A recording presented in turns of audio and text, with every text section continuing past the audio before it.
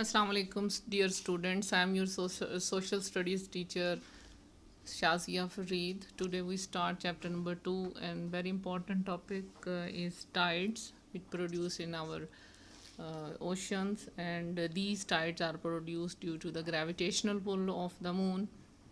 And in this chapter the contents are uh, these are the contents. Number 1 is the introduction of the chapter: tides, types of tides, types of barrages, main parts of tidal power plant, advantages हैं, disadvantages हैं, और in future हम इनसे क्या कर सकते हैं. The next is introduction. Tidal power are also called tidal energy, यानी टाइडल पावर को हम टाइडल एनर्जी भी कहते हैं.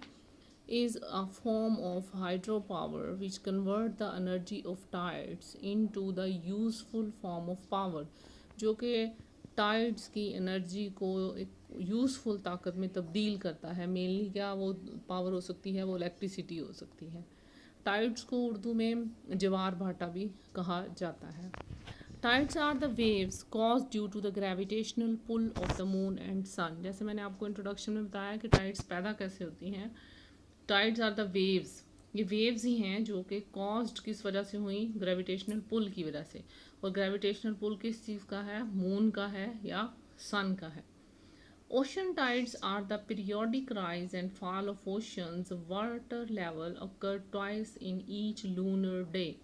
हर एक दिन के अंदर 2 मरतबा ये पीरियोडिक वाइज राइज होती हैं, यानी एक दौरानिया होता है जिसमें ये इनका उतार और चढ़ाव जो है वो होता है.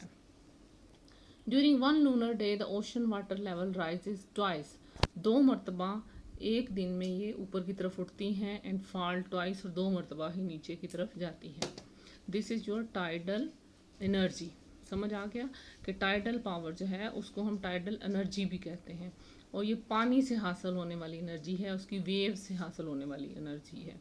और ये उस वक्त होती है जब चाँद या सूरज की जो ग्रेविटेशनल पुल होता है उसकी वजह से ये कॉज होती है. 2 मरतबा दिन में ये चढ़ेंगी और 2 मरतबा उतरेंगी, इसीलिए इन्हें उर्दू में जवार भाटा जो है वो कहा जाता है. Time interval between a consecutive low tide and high tide is 6.207 hours जो है, यानी इनका टाइम इंटरवल जो इनके दौरानिया है जो है वो 6.207 आवर्स में होता है, जिसमें ये लो भी होंगी और ऊपर भी होंगी, यानी उतार चढ़ाव जो है उनके लिए ख़ास किस्म का टाइम है.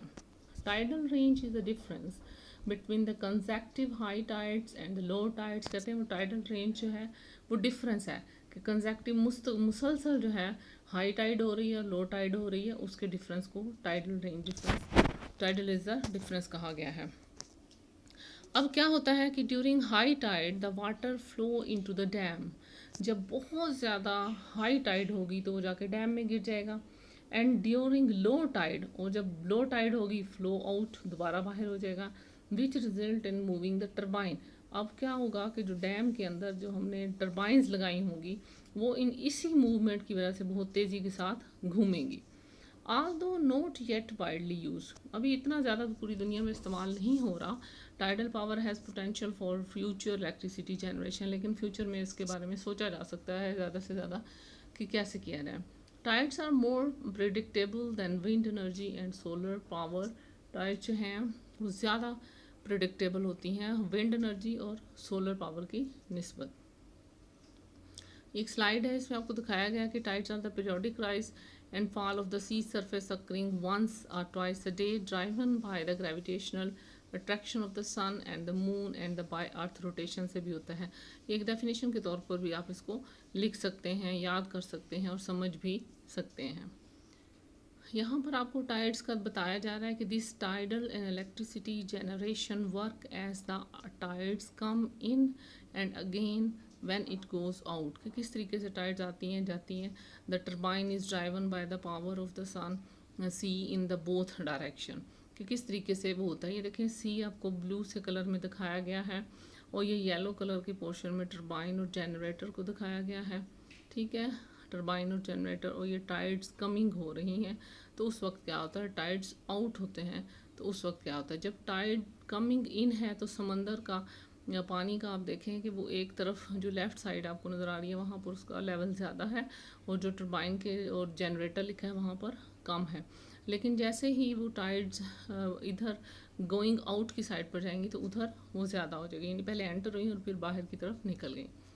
टाइप्स ऑफ टाइड्स क्या होती हैं? हाई टाइड्स भी होती हैं और लो टाइड्स भी। देखें इसमें जो हाई टाइड्स में देखें वो आपको पानी जो है वो काफ़ी ज़्यादा ऊपर उछलता हुआ नज़र आएगा। लो टाइड में आपको ये क्लिफ्स या छोटी छोटी चट्टानें बिल्कुल आपको एम्प्टी नज़र आ रही हैं कि पानी जो है वो पीछे की तरफ चला गया है।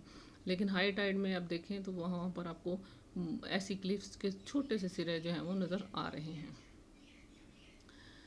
Main parts of the T tidal power plants का क्या, ये जो TPP लिखा हुआ है ये एक्चुअली टाइडल पावर प्लांट्स हैं उसके बारे में है कि tidal power plant consist of 3 main parts हैं इसके। The first being the barrage itself holding the water back during high tides. Okay, barrage होता है जो कि पानी को होल्ड किए रखता है हाई टाइड के दौरान।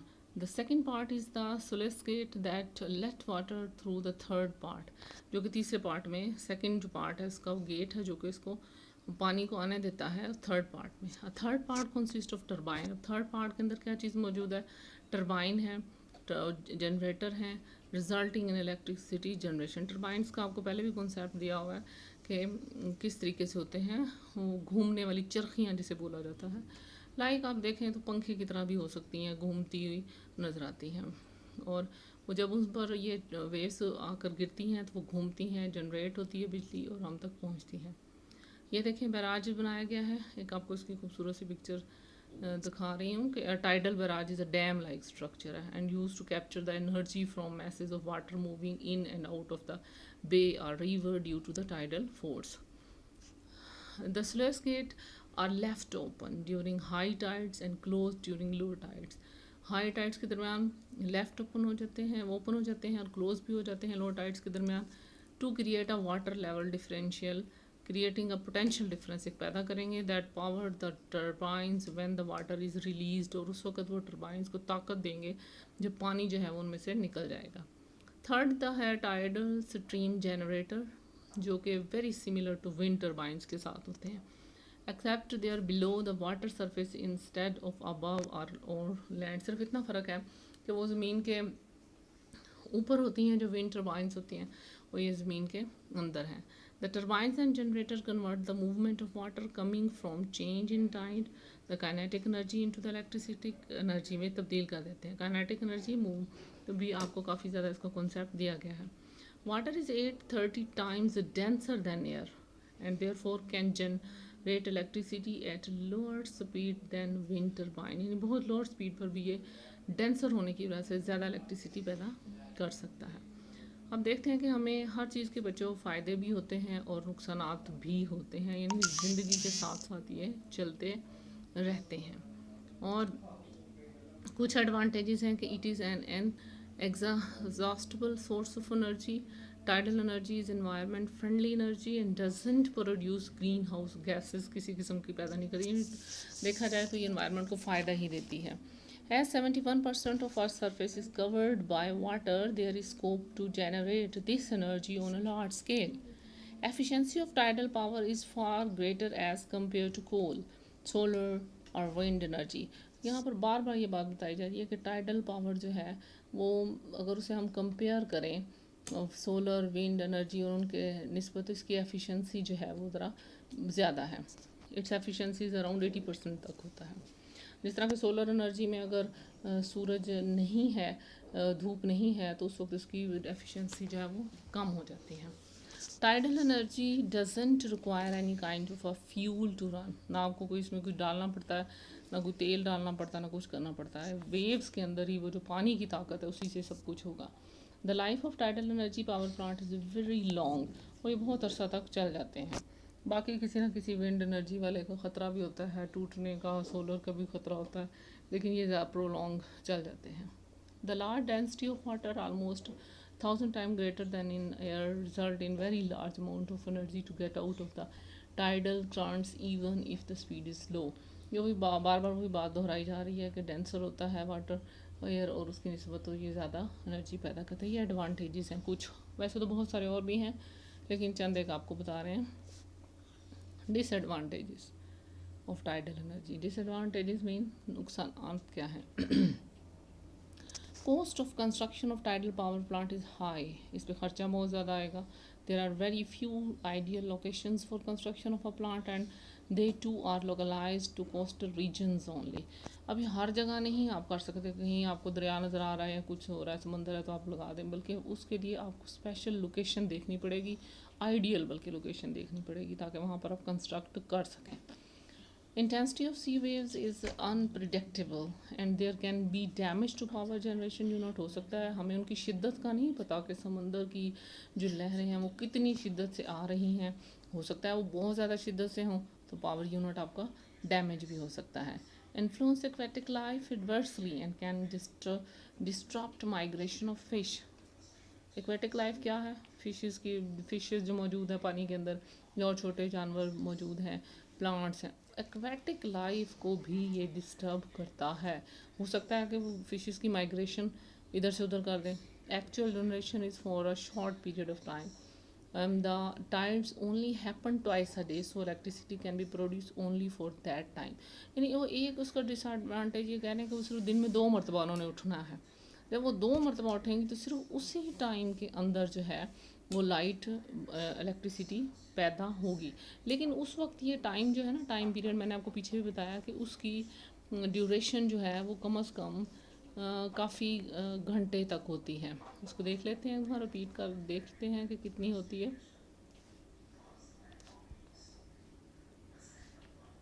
6.207 आवर्स में हाई टाइड्स जो हैं इन दोनों के दरमियान टाइम इंटरवल होता है।